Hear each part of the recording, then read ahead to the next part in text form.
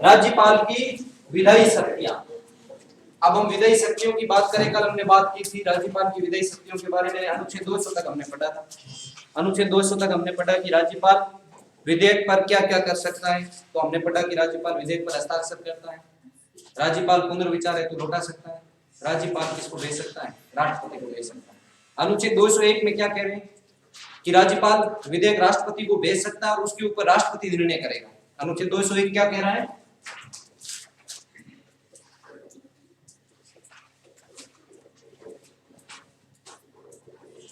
राज्यपाल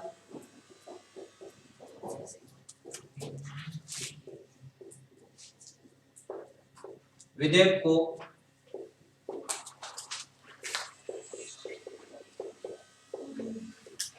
राष्ट्रपति के पास प्रेषित कर सकता है। प्रेषित का मतलब होता है भेजना, प्रेषित कर सकता है उस विधेयक पर निर्णय उस भेजे गए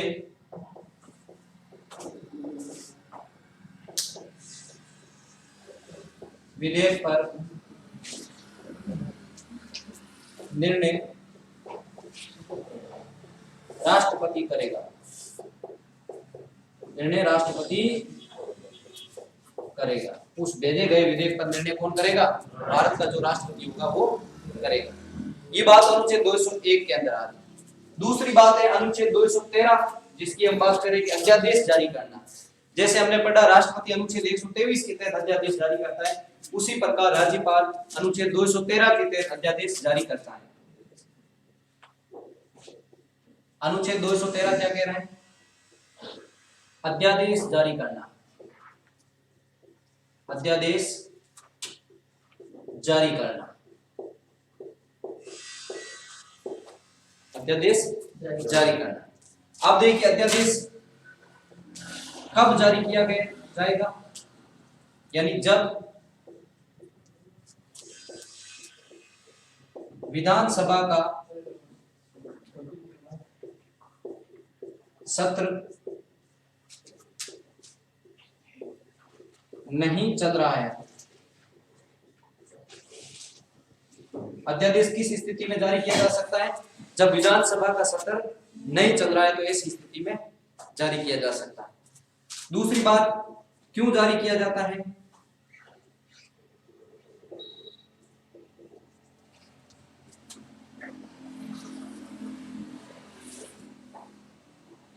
जब कानून की आवश्यकता हो, जब कानून निर्माण की आवश्यकता हो तो अध्यादेश जारी किया जाता है।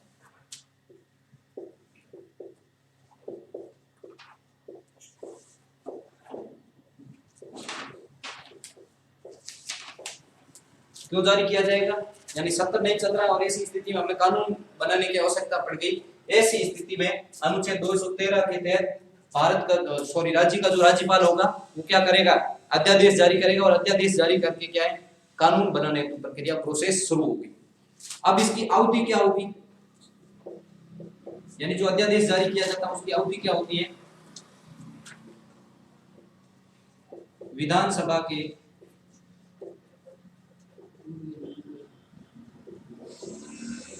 पहले सत्र से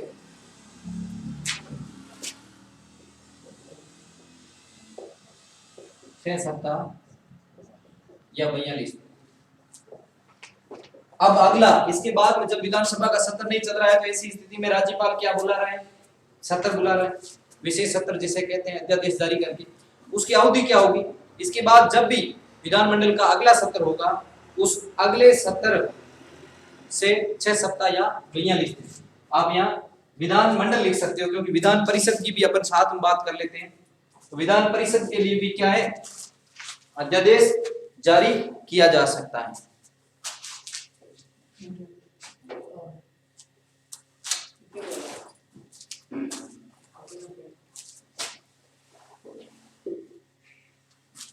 जो भी 2 सदन होते हैं, एक होता है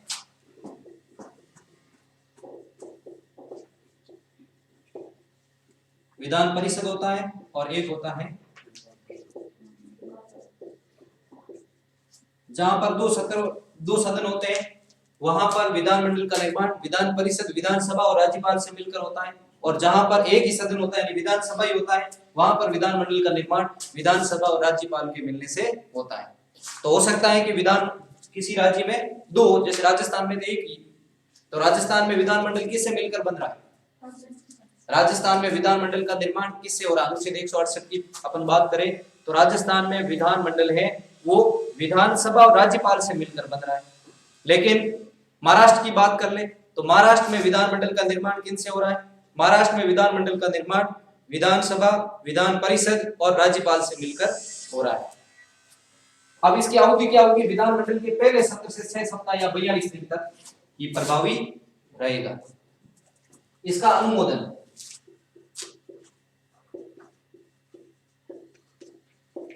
कौन करेगा? अनुमोदन विधानमंडल करेगी। विधानमंडल द्वारा क्या किया जाएगा? इसका अनुमोदन किया जाएगा।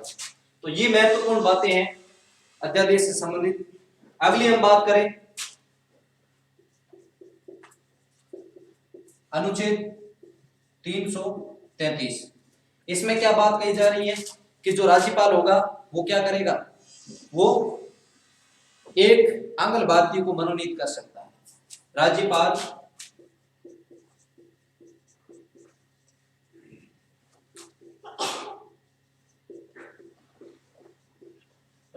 विधानसभा में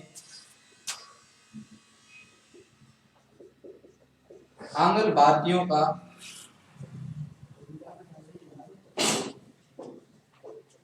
प्रतिनिधित्व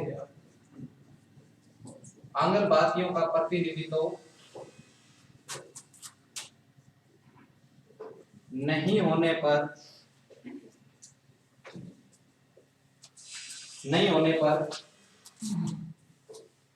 एक आंग्ल भारतीय को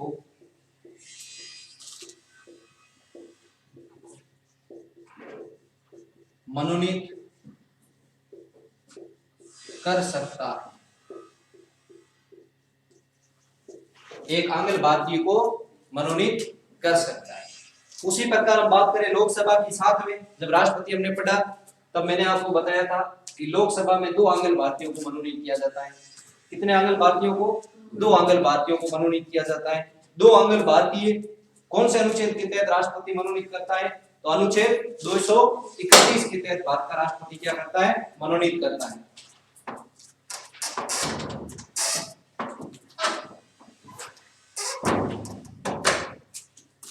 राष्ट्रपति लोकसभा में कितनों को मनोनीत करेगा? 2 को। किनको? आंग्ल भारतीयों। और राज्यपाल कितनों को करेगा? 1 को।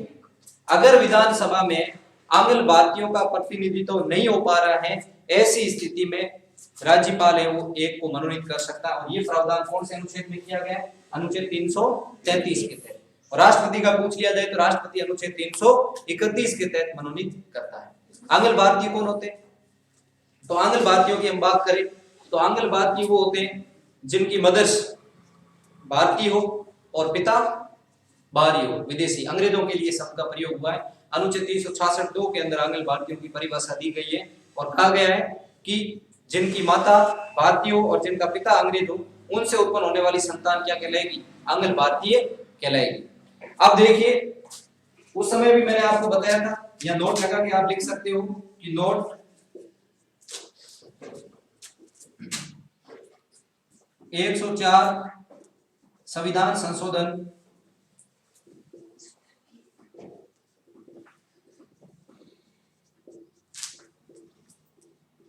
2020 के द्वारा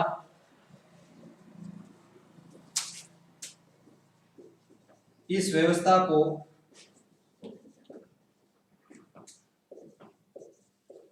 समाप्त कर दिया है। इस व्यवस्था को समाप्त कर दिया गया है। अब आंग्ल भारतीय कहीं पर भी मनोनीत नहीं होंगे। ये क्या कर दिया है? 104 संवैधानिक संशोधन के तहत क्या कर दिया? हटा दिया गया। ना लोकसभा में मनोनीत होंगे और ना राज्यसभा में मनोनीत होंगे। कहीं पर भी ये मनोनीत नहीं होंगे। ये व्यवस्था कर ली। इसके अलावा हम बात करें तो राज्यपाल 1/6 सदस्यों को विधान परिषद में मनोनीत कर सकता है। जहां पर 2 सदन है यानी जहां पर विधानसभा और विधान परिषद दोनों है तो वहां पर विधान परिषद में 1/6 यानी 1 कुल सदस्य संख्या का 1/6 सदस्य संख्या को मनोनीत कर सकता है और वो 5 प्रकार से मनोनीत करेगा। जैसे कला, साहित्य, समाज सेवा और विज्ञान। इसके तहत भारत का राष्ट्रपति क्या करता है? 12 लोगों को मनोनीत करता है। कहां पर? राज्यसभा में। कौन से अनुच्छेद के तहत करता है? तो अनुच्छेद 80(3) के तहत करता है। लेकिन राज्यपाल के पास 5 आधार होंगे कि वो विज्ञान, समाज सेवा, कला, साहित्य और सहकारी आंदोलन से जुड़े हुए लोगों को 1/6 सदस्यों को विधान परिषद में मनोनीत कर सकता है। तो किस चीज मिलेगी? फिर अगली पॉइंट पर चलते हैं।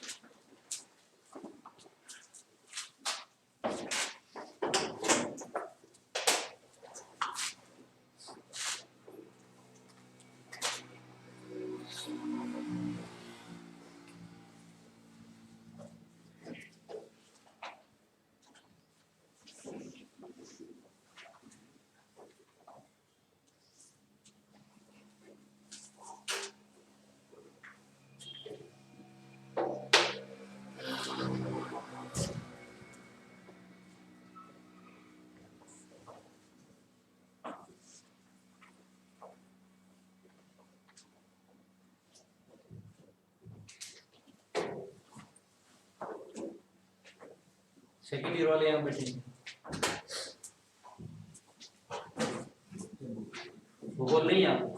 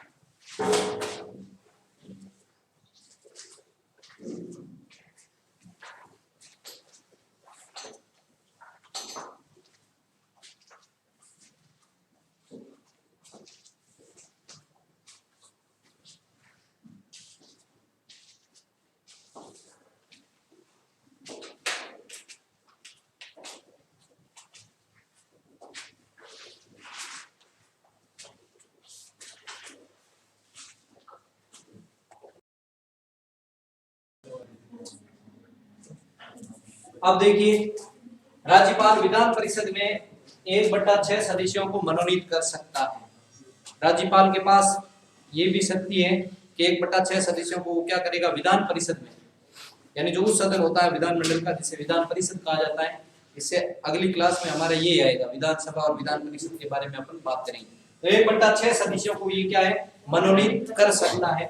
किस आधार पर मनोनीत करेगा, मनोनीत करने का आधार है तो कला, साहित्य, विज्ञान, समाज सेवा और सहकारी आंदोलन से जुड़े हुए लोगों को क्या करेगा, ये मनोनीत कर सकता है। ये राज्यपाल के पास शक्तियां होती है। अब अगली बात हम करें तो राज्यपाल की न्यायिक शक्तियां। राज्यपाल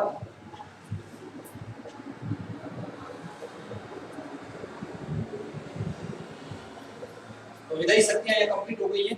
आगे आ रहा है राज्यपाल की न्यायिक शक्तियां। न्यायिक शक्तियों की बात करें तो राज्यपाल की न्यायिक शक्तियां भारतीय संविधान के अनुच्छेद 161 में आती है। अनुच्छेद 161 क्या कह रहा है, राज्यपाल किसी अपराधी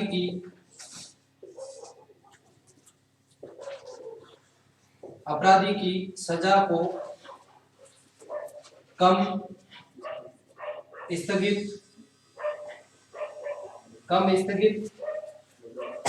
या माफ कर सकता है, कम स्थगित या माफ कर सकता है।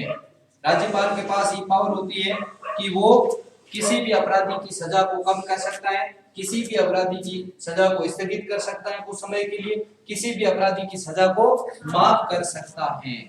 लेकिन आगे और बात लिखी गई है, क्या है, राज्यपाल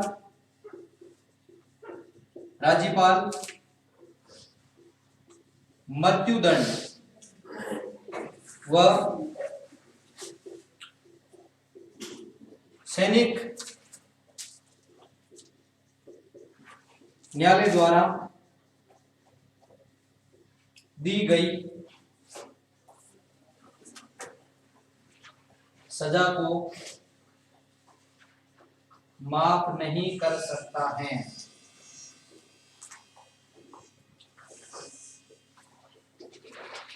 माफ नहीं कर सकता है।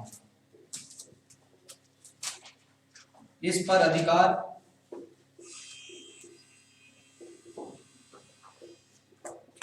राष्ट्रपति का होगा, यानी इस सजा को माफ कौन कर सकता है, राष्ट्रपति कर सकता है। मृत्युदंड या फांसी वगैरह ऐसी सजा सुना दी जाए तो ऐसी स्थिति में राज्यपाल के पास ये पावर नहीं है कि वो सजा को कम कर सके। इस पर अधिकार राष्ट्रपति का होगा।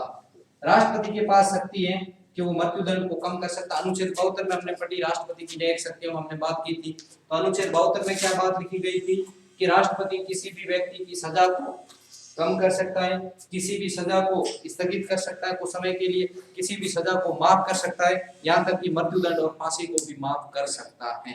ये राष्ट्रपति के पास अधिकार होता है। राज्यपाल के पास क्या अधिकार होता है, किसी अपराधी की सजा को कम कर सकता है, यानी मृत्युदंड और फांसी के अलावा दूसरी सजा होती है उसको राज्यपाल कम कर सकता है, कुछ समय के लिए टाल सकता है या बिल्कुल माफ कर सकता है।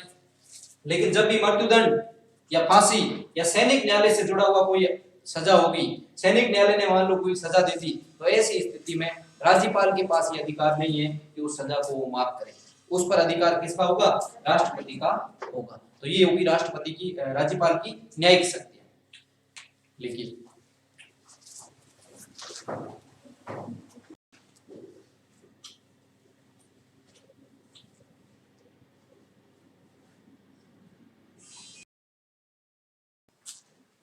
अब देखिए राज्यपाल की वित्तीय शक्तियों की अगर हम बात करें तो भारतीय संविधान का अनुच्छेद 202 क्या कह रहा है कि राज्यपाल राज्य का बजट प्रतिवर्ष विधानमंडल में रखवाता है।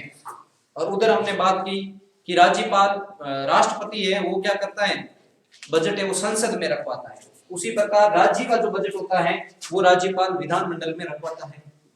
दूसरी बात, धन विधेयक राष्ट्रपति की पूर्व अनुमति से ही विधानसभा में लाए जाते हैं। जो धन विधेयक होते हैं, धन विधेयक है वो राष्ट्रपति की पूर्व अनुमति से ही विधानसभा में लाए जाएंगे। उधर हमने केंद्र में बात की, जब राष्ट्रपति पढ़ रहे थे तब हमने पढ़ा कि धन विधेयक है वो लोकसभा के अंदर राष्ट्रपति की पूर्व अनुमति से लाए जाएंगे। धन विधेयक केंद्र में लोकसभा में लाया जाएगा, धन विधेयक राज्यों में विधानसभा में लाया जाएगा। लेकिन उधर राष्ट्रपति की पूर्व अनुमति से लाया जाता है और इधर किसकी पूर्व अनुमति से लाया जाएगा?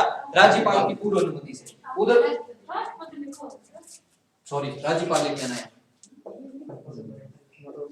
राज्य का जो धन विधेयक होता है वो राज्यपाल की पूर्व अनुमति से ही विधानसभा में लाया जाता है, और देश का जो धन विधेयक होता है वो लोकसभा में लाया जाता है और राष्ट्रपति की अनुमति से लाया जाता है। अनुच्छेद 267 में हमने पढ़ा, पहले भी पढ़ा कि राज्य की जो आकस्मिक नीति है वो राज्यपाल के अधीन होती है, और यही अनुच्छेद 267 में उल्लेख किया गया है कि राज्य की आकस्मिक नीति और राष्ट्रपति के अधीन होती है। दोनों आकस्मिक नीतियों का उल्लेख भारतीय संविधान के अनुच्छेद 267 में ही किया गया है। देश की आकस्मिक नीति का प्रधान राष्ट्रपति होगा और राज्य की आकस्मिक नीति का मुखिया वो कौन होगा? राज्यपाल होगा। जबकि संचित नीति का हमने पढ़ा कि संचित नीति भारतीय संविधान के अनुच्छेद 266(2) के तहत आती है, और जो केंद्र की संचित नीति होती है वो संसद के अधीन होती है, और राज्य की संचित नीति है वो 266(2) के तहत किसके अधीन होगी? विधानमंडल के अधीन होगी। सेम अनुच्छेद है, कोई फर्क नहीं। अनुच्छेद 243 राज्यपाल हर वर्ष 5 वर्ष बाद राज्य वित्त आयोग का गठन करेगा। उस प्रकार हमने पढ़ा कि राष्ट्रपति हर 5 वर्ष बाद केंद्रीय वित्त आयोग का गठन करता है, उसी प्रकार राज्यपाल हर 5 वर्ष बाद राज्य वित्त आयोग का गठन करेगा। देश में जो वित्त आयोग होता है वो भी एक उसकी जो गठन करने का काम होता है वो राष्ट्रपति का होता है, और राज्य वित्त आयोग होता है उसके गठन करने का काम कौन करता है? राज्यपाल करता है। इससे पहले हमने जब राज्यपाल की कार्यपालिका शक्तियां पढ़ी तब मैंने आपको बताई कि राज्यपाल क्या कर रहा है? राज्य वित्त आयोग के अध्यक्ष और सदस्यों की नियुक्ति भी करता है। वो कार्यपालिका शक्ति में आ जाती है, लेकिन वित्त आयोग गठन है वो वित्तीय शक्तियों में आएगा। तो ये राज्यपाल की पूरी शक्तियां वो कंप्लीट हो चुकी है। अब आगे पढ़ेंगे राजस्थान के कौन कौन से राज्यपाल थे उनके बारे में। आज के लिए इतना ही, धन्यवाद।